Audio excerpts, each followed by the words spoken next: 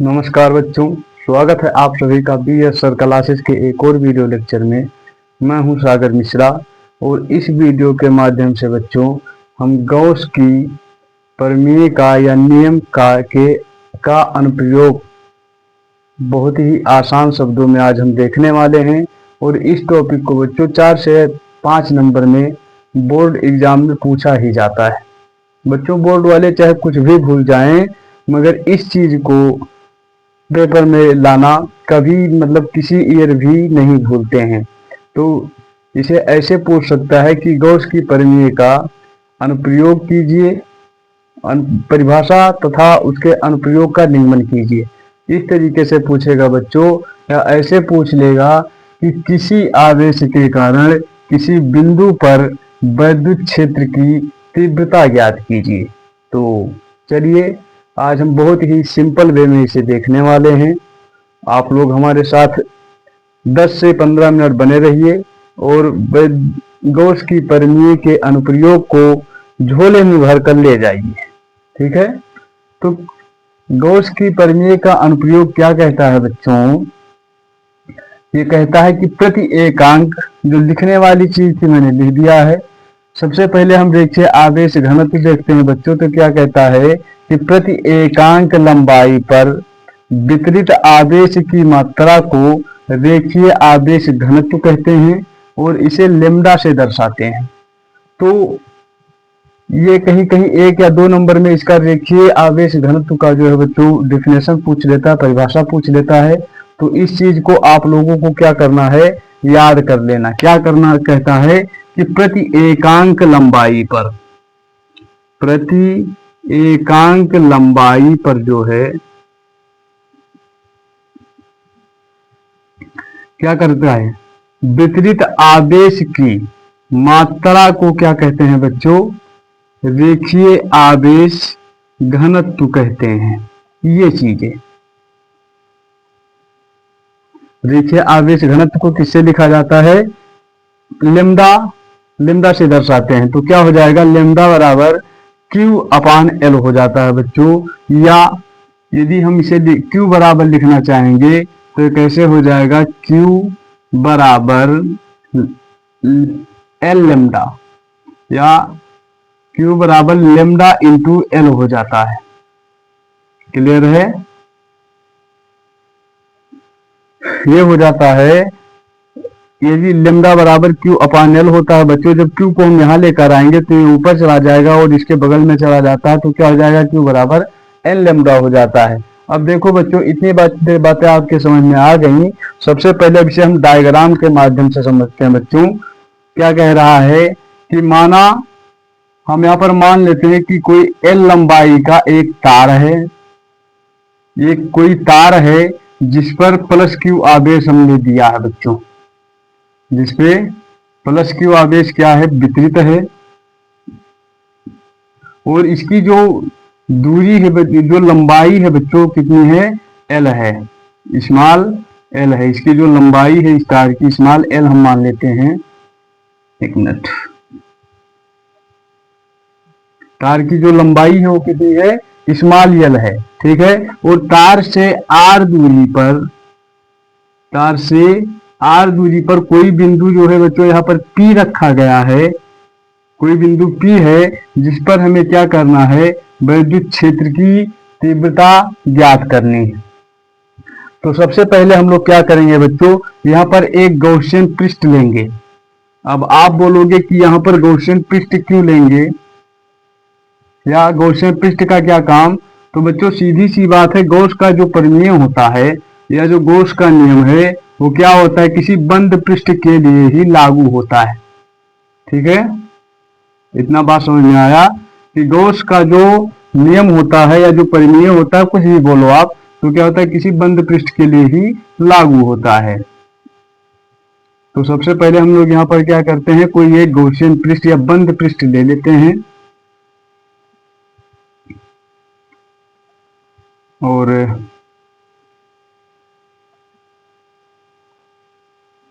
ये चीज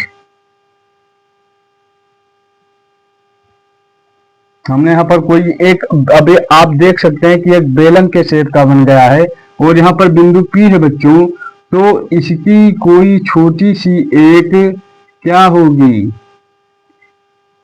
छोटा सा इसका क्षेत्र होगा, एरिया होगा, जिसे हम लोग क्या करते हैं, वेक्टर DA से दर्शा देते हैं बच्चों। और जो इसकी तीव्रता है, तीव्रता को हम लोग क्या करते हैं, वेक्टर E से दर्शाते हैं। ठीक है, अब आप बोलोगे कि गुरुदेव ये वेक्टर DA जो क्षेत्रफल है, क्षेत्रफल एरिया को ऐसे दर्शाते हैं, छोटा सा है तो पहले हमने बताया DA लगा दिया। और कहने का अर्थ है कि वेक्टर क्यों लगा, वेक्टर ये एक सदिश रूप है बच्चों, क्या करता है वेक्टर जो है एक सदिश रूप को निरूपित करता है यहाँ पर। ठीक है, अब यहाँ पर एक चीज मतलब ध्यान में रखना है कि देखो वैद्युत क्षेत्र तथा उसकी दिशा, वैद्युत क्षेत्र और एरिया की दिशा जो है बच्चों एक ही डायरेक्शन में, एक ही दिशा में दोनों है, तो यहाँ पर हो जाएगा थीटा बराबर क्या हो जाएगा, 0 डिग्री हो जाएगा। अभी इसका जरूरत पड़ेगा, आप लोग ध्यान में रखना, क्योंकि जो एरिया है, जो DA है और E दोनों एक ही दिशा में है, तो इस सिचुएशन में हो जाता है थीटा बराबर जो है वो 0 डिग्री हो जाता है। क्लियर है, बहुत ही आराम से हम देखेंगे बच्चों, जिसे कुछ भी मतलब थोड़ा सा भी डेरिवेशन नहीं आता है। मैं आपको उम्मीद दिलाता हूं कि 100% आपको ये डेरिवेशन आने वाला ही है। ठीक है, तो हमने क्या किया, अब कुछ चीजें जो लिखने वाली हैं बच्चों हम लिख लेते हैं कि माना, यहां पर हम क्या लिखेंगे, माना तार से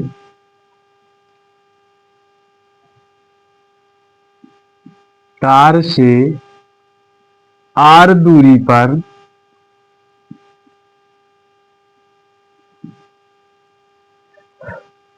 दूरी पर कोई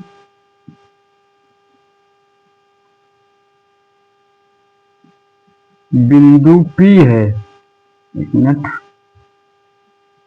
कोई बिंदु P है जिस पर हमें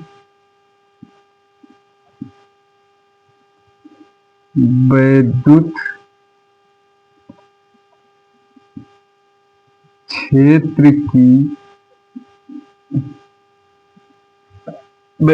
की तीव्रता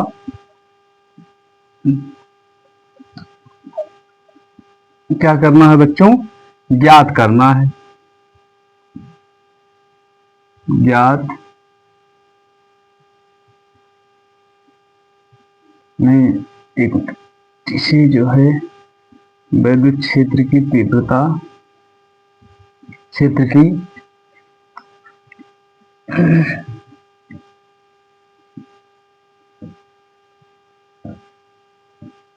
तीव्रता ज्ञात करनी। कितनी बातें क्लियर हो गई, माना L से या माना तार से R दूरी पर कोई बिंदु P है, कोई बिंदु क्या है, P है, जिसमें हमें वैद्युत क्षेत्र की तीव्रता ज्ञात करनी है बच्चों। ठीक है, इतना चीजें हो गया। अच्छा, अब देखो वैद्युत क्षेत्र की तीव्रता बराबर क्या होता है, अर्थात फाई बराबर। ठीक है, यही तो गॉस की परिमेय क्या होता था, गॉस की परिमेय यही तो होती है कि किसी बंद पृष्ठ से गुजरने वाला कोई वैद्युत आवेश, ठीक है, बंद पृष्ठ से गुजरने वाला या वैद्युत फ्लक्स से क्या होता है, कोई बंद पृष्ठ से गुजरने वाला वैद्युत फ्लक्स, अर्थात क्या हो जाएगा, फाई। बहुत आराम से हम चलेंगे बच्चों, फाई ई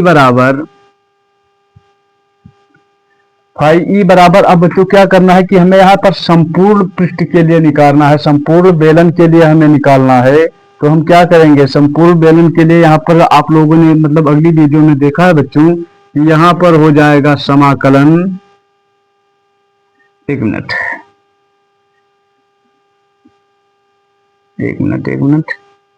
यहाँ पर क्या हो जाएगा, फाई ई बराबर हो जाएगा बच्चों, यहाँ पर समाकलन हम लोग ले लेंगे। क्यों ले लेंगे, क्योंकि हम संपूर्ण बेलन के लिए निकाल रहे हैं। तो समाकलन हो जाएगा vector E into vector D ए। ठीक है, इतना बात क्लियर हुआ। क्या हो जाएगा, सब फाई ई बराबर हो जाएगा समाकलन vector E into vector D ए हो जाता है। उसके बाद में हम क्या करेंगे, चूंकि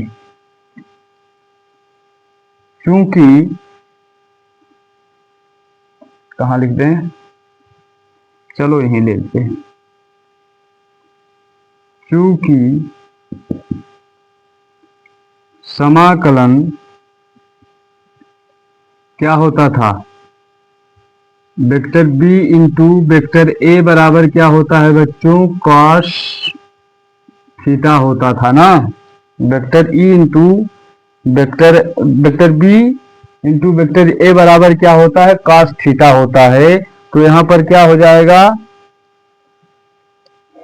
ये चीजें आप लोग ध्यान में रखना है, ये चीजें आपको ध्यान में रखना है कि समाकलन vector B into vector D A बराबर होता है कॉस थीटा।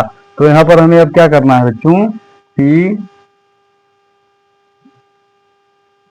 फाई ई बराबर हमारा जो हो जाएगा वो क्या हो जाएगा, समाकलन E into D A cos theta.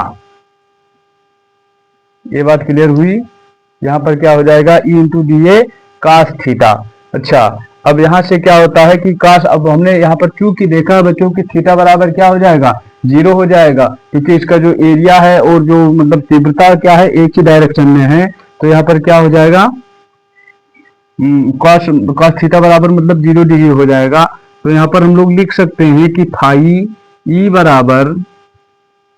बराबर समाकलन E into D A cos बराबर क्या हो जाएगा, सॉरी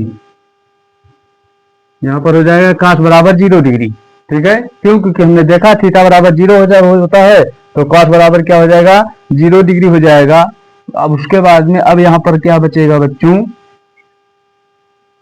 बहुत ही सिंपल वे में देखेंगे हम लोग, आपको थोड़ा सा भी कंफ्यूजन नहीं होगा। अब ये जब 0 हो जाएगा, यानी क्या होता है बच्चों, कॉस 0 का मान कितना होता है, कॉस 0 का मान जो होता है 1 होता है। कितना होता है, कॉस 0 का मान क्या होता है, 1 होता है। तो यहां पर क्या हो जाएगा, समाकलन ई इंटू डी ए, 0 का मान 1 हो जाएगा। तो हम लोग क्या करेंगे, यहाँ पर 1 का मान मतलब कोई होता नहीं, तो हम लोग नहीं लेते हैं। ठीक है, अब इसे हम लोग लिख सकते हैं, इसे हम लोग क्या लिख सकते हैं बच्चों, फाई ई बराबर ई को हम लोग इधर निकाल लेंगे, फाई ई बराबर हो जाएगा, अब ये हो जाएगा समाकलन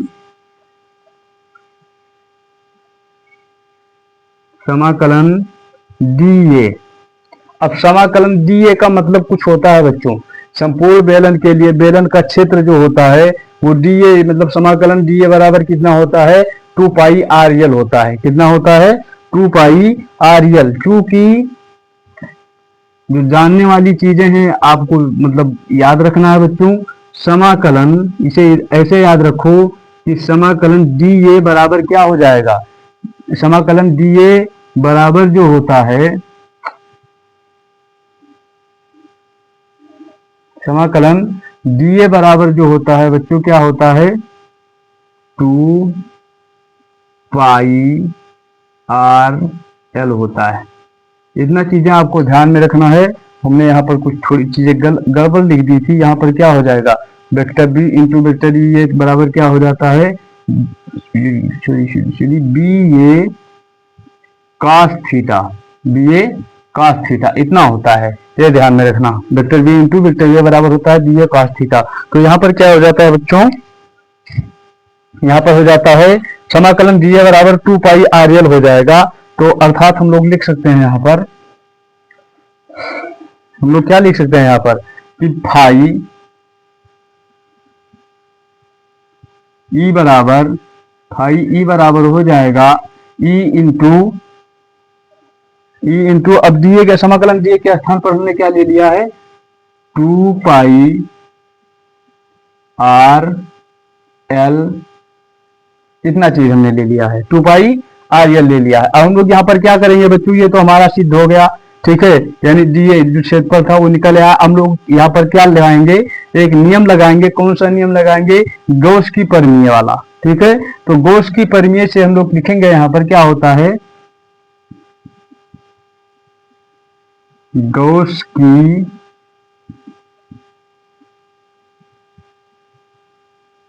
परिमेय से।